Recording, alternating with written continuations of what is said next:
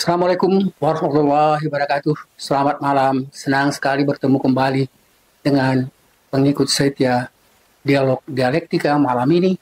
Dan malam ini kita secara khusus membicarakan tentang masalah yang benar-benar sangat viral dalam beberapa hari terakhir ini, yaitu tentang Blok Medan. Blok Medan ini saya beri judul Blok Medan, babak akhir drama dinasti Jokowi. Teman-teman sekalian, mengapa saya katakan babak akhir?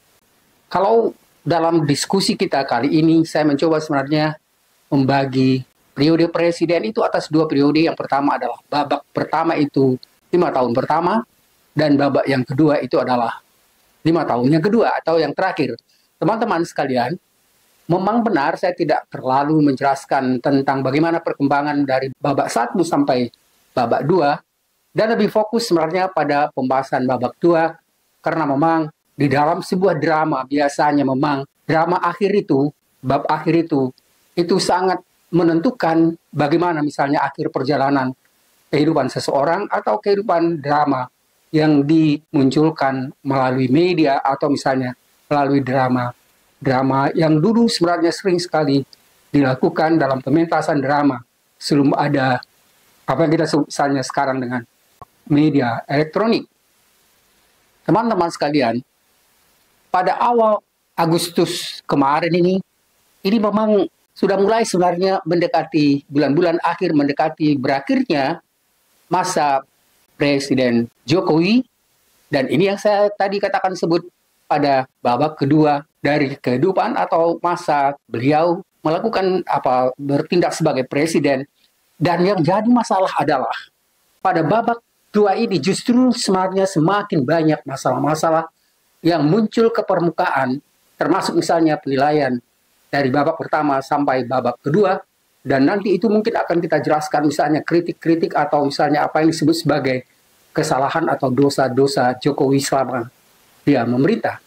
Teman-teman sekalian, jadi tadi kita katakan bahwa sekarang ini masa-masa mendekati akhir dari berakhirnya jabatannya sebagai presiden, dan kita coba menjelaskan sebenarnya bagaimana beliau sudah menyampaikan permintaan maaf, dan permintaan maaf itu juga banyak sekali dikritik apakah itu memang permintaan yang tulus atau sebenarnya hanya seperti ucapan biasa saja.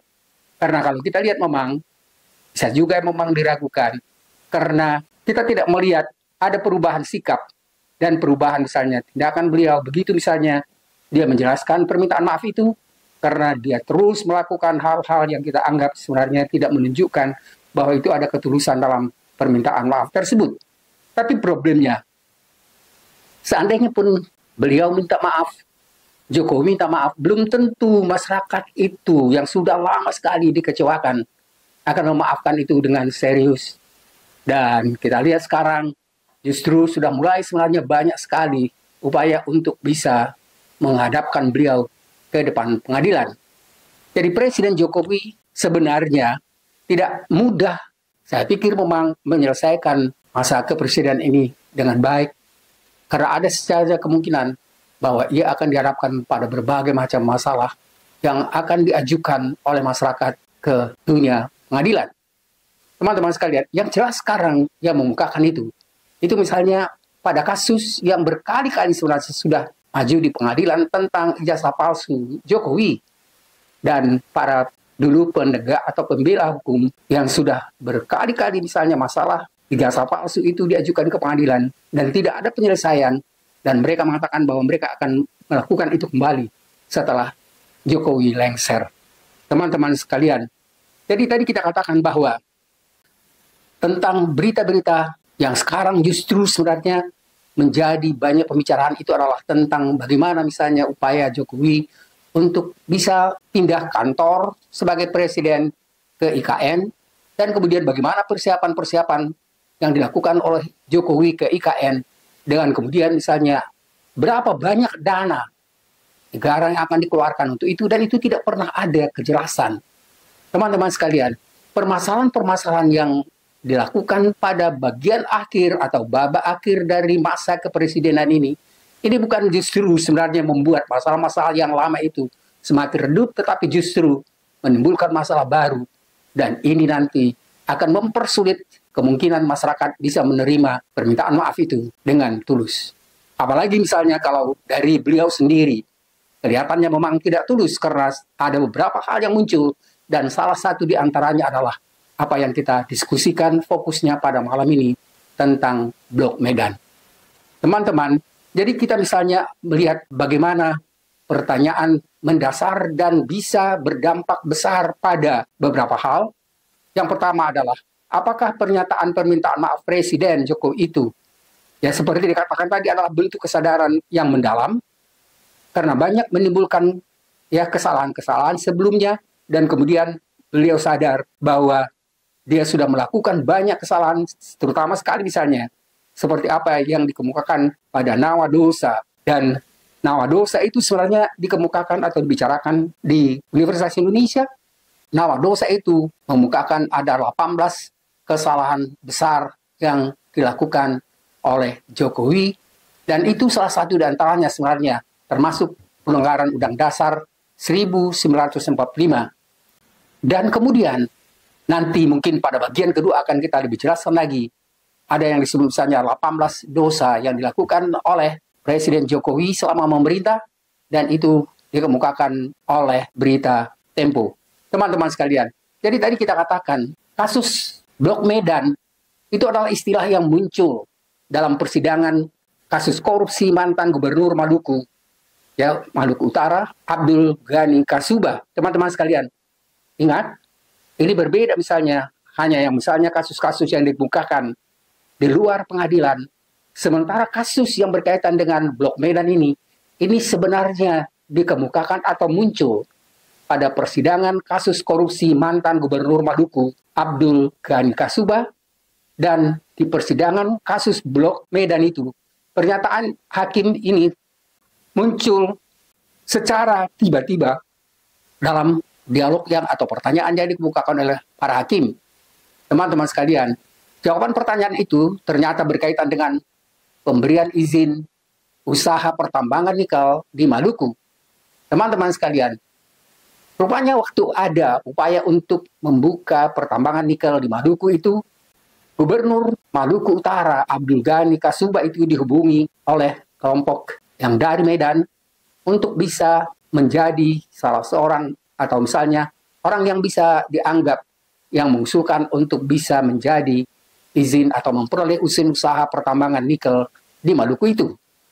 Istilah ini diduga merujuk pada sebenarnya Wali Kota Medan, Bobi Nasution, dan istrinya yang berupaya untuk bisa memperoleh hak atau izin untuk pertambangan nikel tersebut. Dan ingat, Bobi adalah menantu dan suami dari Kahiyang Ayu, dan Kahiyang Ayu ini adalah putri Presiden Jokowi. Jadi jelas sekali sebenarnya ada hubungan kekeluargaan yang sangat dekat antara Bobi Nasution dan Kahiyang Ayu yang mengusulkan untuk memperoleh izin tambang nikel tersebut. Dalam sidang, Kepala Dinas ESDM Maluku, Suryanto Andili, menyebut bahwa Blok Medan saat menjelaskan proses izin dikaitkannya dengan nama Bobi Nasution. Jadi Bobi Nasution dan Kahiyang muncul sebenarnya dari Kepala Dinas ESDM Maluku yang dihubungi oleh Bobi Nasution untuk bisa memperoleh izin tambang tersebut. Hal inilah yang menimbulkan spekulasi luas di publik masyarakat tentang keterlibatan mereka dalam kasus yang tadi kita sebut dengan Blok Medan. Ingat, Blok Medan itu sebenarnya berkaitan dengan ya posisi dari Bobi Nasution yang kebetulan sekarang ini menjadi wali kota Medan. Kasus Blok Medan itu bukan masalah sederhana sebenarnya, karena itu sangat wajar sekali jika banyak sekali ya kritik dari masyarakat, dan kita bisa menemukan misalnya bagaimana Mahfud MD secara tegas, mantan Menteri Koordinator Bidang Politik itu, ya, jadi mantan Koordinator Bidang Politik Hukum dan Keamanan itu menekankan bahwa KPK harus berani memanggil Bobi Nasution dan Kahiyang Ayu untuk mengklarifikasi masalah izin tersebut, dan itu sebenarnya untuk bisa memastikan bagaimana memang penegak hukum yang tidak pandang bulu bisa diharapkan oleh Mahfud MD untuk bisa melakukan penjelasan dengan memanggil ya baik misalnya Bobi Nasution dan Kahiyang Ayu. Teman-teman sekalian, Blok Medan adalah istilah yang sedang menjadi perbincangan hangat di seluruh Indonesia, bukan hanya di Medan atau di media-media yang tertentu, dan istilah ini muncul dalam sidang yang kita katakan tadi misalnya mantan gubernur Maluku Utara itu. Teman-teman sekalian, istilah ini diduga dan sekarang sudah hampir jelas bahwa istilah itu mengacu pada wali kota Medan Bobi Nasution dan istrinya yang kebetulan lagi mengusahakan untuk memperoleh izin mengolah apa yang kita sebut tadi atau mengeksplorasi sumber daya alam yang sangat kaya, yang sekarang misalnya sumber itu memang sangat diperlukan oleh berbagai macam industri dan apa yang kita kenal dengan istilah mineral yang sekarang sangat diperlukan untuk berbagai macam keperluan industri baru. Teman-teman sekalian, jadi kita dalam bagian pertama ini sebenarnya saya sudah menjelaskan secara ringkas tentang bagaimana masalah dan istilah Blok Medan itu muncul dan bagaimana untuk upaya selanjutnya tentang perkembangan yang dijelaskan pada bagian pertama ini nanti akan kita jelaskan pada bagian yang kedua. Dan mudah-mudahan itu bisa lebih memperjelas tentang apa yang kita sudah jelaskan pada bagian pertama ini. Terima kasih, selamat malam. Assalamualaikum warahmatullahi wabarakatuh. Semoga ada manfaatnya.